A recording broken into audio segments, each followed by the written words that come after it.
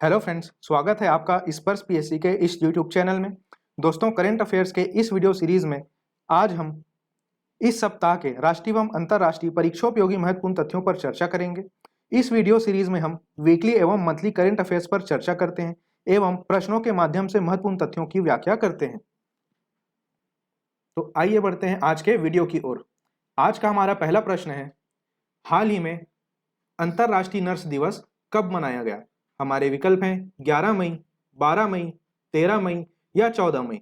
तो इसका सही जवाब है दोस्तों 12 मई। और इस वर्ष अंतर्राष्ट्रीय नर्स दिवस का थीम था nurse a voice to lead a vision for future health care. तो यह थीम आपको ध्यान में रखना है क्योंकि वर्तमान स्थिति के हिसाब से यह तथ्य बहुत ही महत्वपूर्ण है।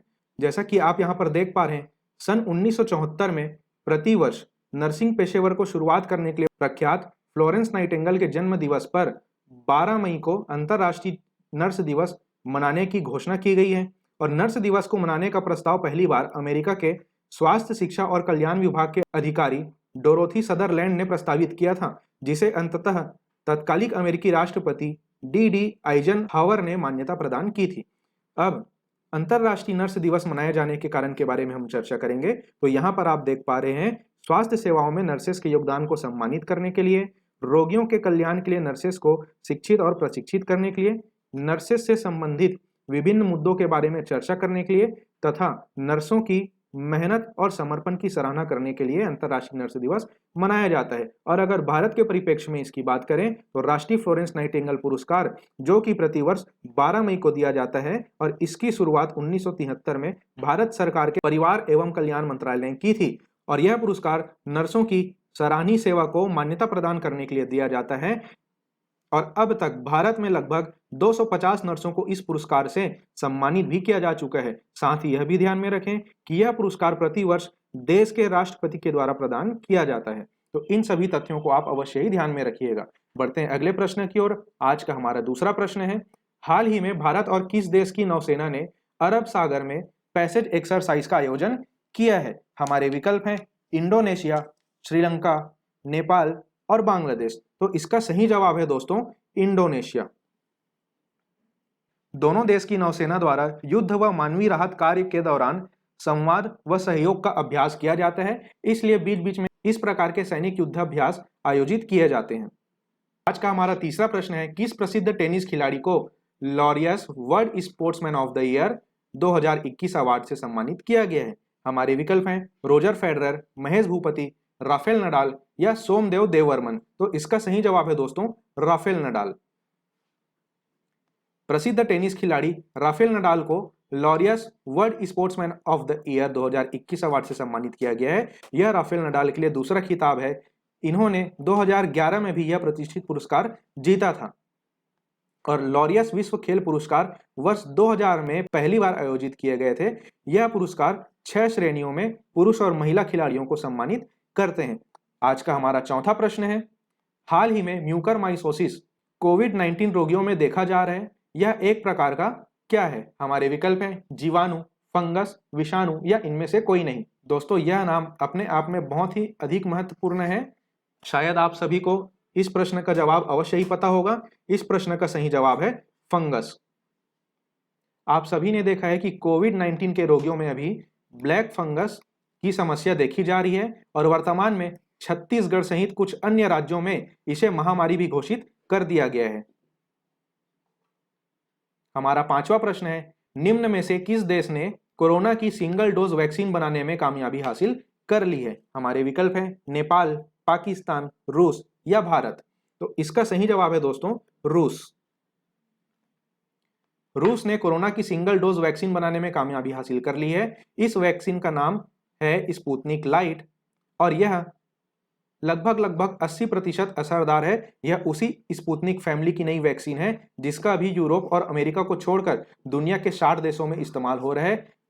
और आपको बता दूं, भारत में भी स्पुतनिक 5 या स्पुतनिक वी वैक्सीन को मंजूरी मिल चुकी है और इसके अभी तक 2 खेप भी भारत को रिसीव हो चुके हैं। हमारा अगला प्रश्न है, हाल ही में वैज्ञानिकों ने यूरेनियम का सबसे हल्का प्रकार विकसित किया है, इसका नाम क्या है? हमारे विकल्प हैं यूरेनियम 214, यूरेनियम 217, यूरेनियम 326 या यूरेनियम 317। तो इसका सही जवाब है दोस्तों यूरेनियम 214। ये प्रश्न भी अपने आप में काफी इंपॉर्टेंट है। साथ ही आप यह भी ध्यान में रखिए कि प्रकृति में जो यूरेनियम पाया जाता है उसे हम कहते हैं यूरेनियम 235 और इस यूरेनियम 235 का उपयोग परमाणु संयंत्रों में किया जाता है। हमारा 7वां प्रश्न है, हाल ही में एन रंगास्वामी किस राज्य के नए मुख्यमंत्री बने हैं? दोस्तों इससे पिछले वीडियो में अभी हाल ही में जो 5 राज्यों में विधानसभा चुनाव संपन्न किए गए हैं, इनके नए मुख्यमंत्री और उन राज्यों के राज्यपाल की चर्चा हम पिछले वीडियो में कर चुके हैं, इसलिए यह जवाब आपको अवश्य ही पता होना चाहिए। तो इस प्रश्न के लिए हमारे विकल्प हैं असम, पुडुचेरी, केरल या मेघालय। तो इसका सही जवाब है दोस्तों पुडुचेरी। जिन मित्रों ने हमें इस वीडियो से ज्वाइन किया हुआ है वो इन 5 राज्यों के नए मुख्यमंत्री और वहां के राज्यपाल के नाम की जानकारी अवश्य ही रखें। जैसे कि मैंने यहां पर लिखा हुआ है कि असम के नए मुख्यमंत्री हैं हेमंत बिस्वा शर्मा और असम के वर्तमान राज्यपाल हैं जगदीश मुखी। उसी प्रकार पुडुचेरी के मुख्यमंत्री हैं एन रंगास्वामी और वहां के राज्यपाल हैं तमिलसाई सुंदरराजन। इसमें तीसरा है तमिलनाडु। तो तमिलनाडु के मुख्यमंत्री हैं एम के स्टालिन और वहां के राज्यपाल हैं बनवारी लाल पुरोहित। इस लिस्ट में चौथा नाम है केरल का और केरल के नए मुख्यमंत्री बने हैं पिनाराई विजयन और केरल के राज्यपाल हैं आरिफ मोहम्मद खान। और अंतिम है इसमें पश्चिम बंगाल, आप सभी को पता ही होगा पश्चिम बंगाल की नई मुख्यमंत्री बने हैं ममता बनर्जी। आप यह भी ध्यान में रखें कि ममता बनर्जी अपना विधानसभा चुनाव नंदीग्राम सीट से हार चुकी हैं, इसके बावजूद उन्होंने मुख्यमंत्री पद की शपथ ली है। अब आपको संविधान का नोट्स ओपन करना है और आपको कुछ इस प्रकार के प्रावधान के बारे में अध्ययन करना है कि कोई व्यक्ति विधानसभा चुनाव हारने के बाद भी अगर मुख्यमंत्री की शपथ लेता है तो वह उस राज्य के विधानमंडल में किस प्रकार सदस्यता ग्रहण करेंगे। ठीक है, अब ये आपका होमवर्क है। अब इस वीडियो को आगे बढ़ाते हैं। पश्चिम बंगाल के राज्यपाल हैं जगदीप धनखड़। तो ये टेबल आने वाली परीक्षाओं की दृष्टि से बहुत ही महत्वपूर्ण है। ये सभी जानकारी आपको अवश्य ही याद होनी चाहिए। बढ़ते हैं अगले प्रश्न की ओर। हमारा 8वां प्रश्न है, महात्मा गांधी के किस पूर्व निजी सचिव का हाल ही में निधन हो गया है? हमारे विकल्प हैं वी कल्याणम, राहुल सचदेवा, अनिल गांधी या कमल महाजन। तो इसका सही जवाब है दोस्तों वी कल्याणम। महात्मा गांधी के पूर्व निजी सचिव वी कल्याणम जी का हाल ही में निधन हुआ है। वी कल्याणम 1943 में बापू के निजी सचिव बने थे और 1948 में उनके हत्या के समय तक इस पद पर तैनात थे। वी कल्याणम बंगाली, गुजराती, हिंदी, तमिल और अंग्रेजी भाषा में कुशल थे। वे महात्मा गांधी के कट्टर अनुयायी थे और 1960 के दशक में राजा जी के साथ भी जुड़े थे। साथ ही आप यह भी ध्यान में रखें कि वी कल्याणम का जन्म शिमला में सन 1922 में हुआ था। दोस्तों ऐतिहासिक दृष्टि से यह नाम अपने आप में बहुत ही महत्वपूर्ण है, इसलिए आने वाले परीक्षाओं के लिए आप यह नाम अवश्य ही ध्यान में रखिएगा।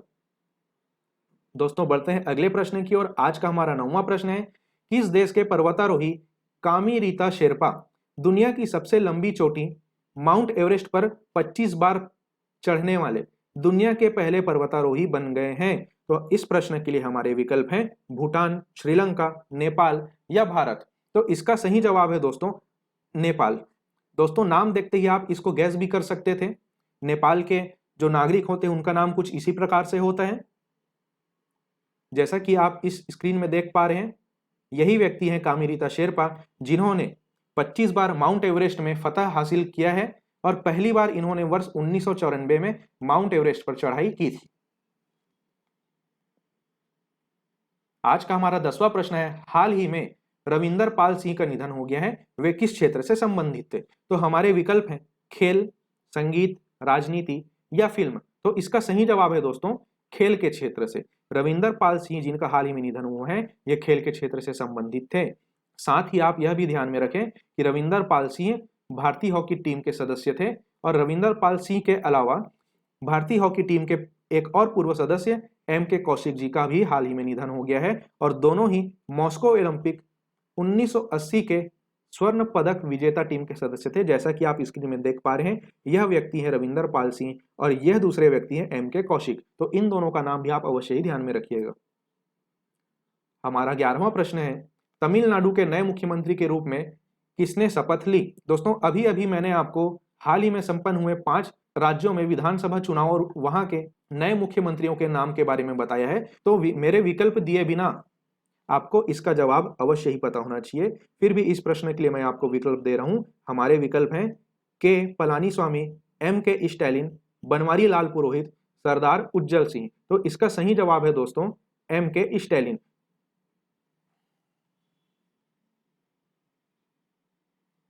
हमारा 12वां प्रश्न है, हाल ही में कोरोना रोधी दवा को मंजूरी दी गई है। इस दवा का निर्माण किसके द्वारा किया गया है? तो हमारे विकल्प हैं आईएमएस, डीआरडीओ, इसरो या एम्स दिल्ली। तो इसका सही जवाब है दोस्तों डीआरडीओ। भारत के औषधि महानियंत्रक जिसे हम क्या कहते हैं डीसीजीआई ने डीआरडीओ द्वारा निर्मित दवा, तो इस दवा का नाम क्या है 2-डीऑक्सी डिक्लोज, जिसे शॉर्ट फॉर्म में 2DG कहा जाता है। इसके इमरजेंसी प्रयोग को मंजूरी दे दी है और यह दवा डीआरडीओ के द्वारा डॉक्टर रेड्डीज लैब के सहयोग से बनाया गया है। इस दवा का नाम काफी महत्वपूर्ण है। आज का हमारा 13वां प्रश्न है, हाल ही में आई नीति आयोग की रिपोर्ट के अनुसार मनरेगा के तहत ग्रामीणों को रोजगार देने में कौन सा राज्य देश में प्रथम स्थान पर है? तो हमारे विकल्प हैं छत्तीसगढ़, उत्तर प्रदेश, असम या मिजोरम। तो इसका सही जवाब होगा दोस्तों मिजोरम। मिजोरम में 99.92% ग्रामीणों को मनरेगा के तहत रोजगार दिया गया है, जबकि ग्रामीणों को मनरेगा के तहत रोजगार देने में राष्ट्रीय औसत कितना है सिर्फ 85%। और इस लिस्ट में अंतिम स्थान पर झारखंड है, जहां पर सिर्फ 73.38% ग्रामीणों को रोजगार दिया गया।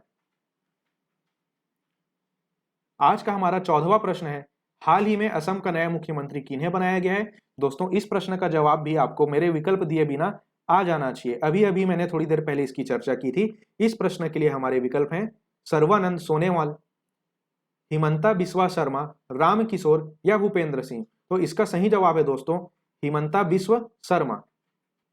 साथ ही आप यह भी ध्यान में रखें कि हिमंता बिस्वा शर्मा असम के 15वें मुख्यमंत्री बने हैं। आज का हमारा 15वां प्रश्न है, हाल ही में देश का पहला चाइल्ड कोविड केयर हॉस्पिटल कहां पर बनाया गया है? ध्यान से पढ़िए इसको, कोविड केयर हॉस्पिटल नहीं, चाइल्ड कोविड केयर हॉस्पिटल के बारे में पूछा जा रहा है। और इस प्रश्न के लिए हमारे विकल्प हैं मुंबई, दिल्ली, लखनऊ या पुणे। तो इसका सही जवाब होगा दोस्तों महाराष्ट्र का पुणे। तो महाराष्ट्र के पुणे में देश का पहला चाइल्ड कोविड केयर हॉस्पिटल बनाया जा रहा है। साथ ही आप यह भी ध्यान में रखिएगा कि छत्तीसगढ़ का पहला चाइल्ड कोविड केयर हॉस्पिटल कहां बनाया जा रहा है? तो आयुर्वेदिक कॉलेज रायपुर में।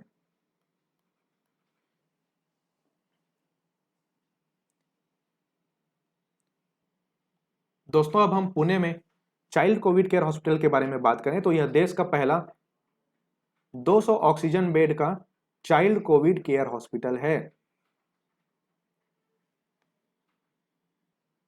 तो दोस्तों आज के वीडियो में सिर्फ इतना ही। जल्द मिलेंगे अगली वीडियो के साथ। इस वीडियो को अंत तक देखने के लिए आपका धन्यवाद।